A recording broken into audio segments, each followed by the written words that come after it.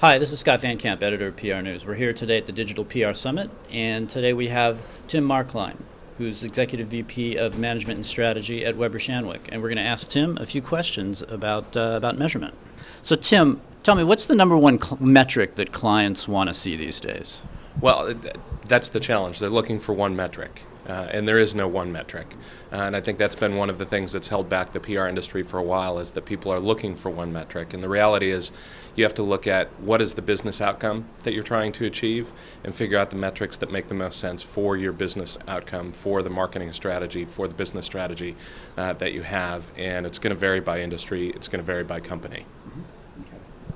So how do you sort of manage expectations for digital measurement initiatives? I mean, what's the sort of the process there that you work with clients with?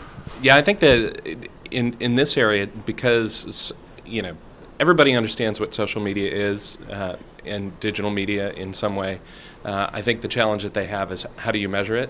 So what we find is actually the challenge is less about managing expectations and more about figuring out what the right metrics are. So it tends to be a lot of education, a lot of consultative work, and a lot of sitting down with clients to really figure out, well, what are their objectives, what are they trying to do, and then figure out how to tie back the various digital and social media metrics to that. So it's a really consultative process.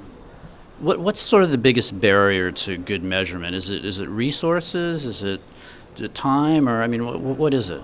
What we find is that every company has some investment in some sort of measurement tool, some sort of monitoring tool, some sort of maybe social media service of some sort. What they're not investing enough in is time to be able to figure out, well, what do those metrics mean and how do those tie to business? It's not good enough just to have a social media monitoring tool that tells you what your share of voice is, unless you know, well, how does that tie in with what you're trying to do for your organization?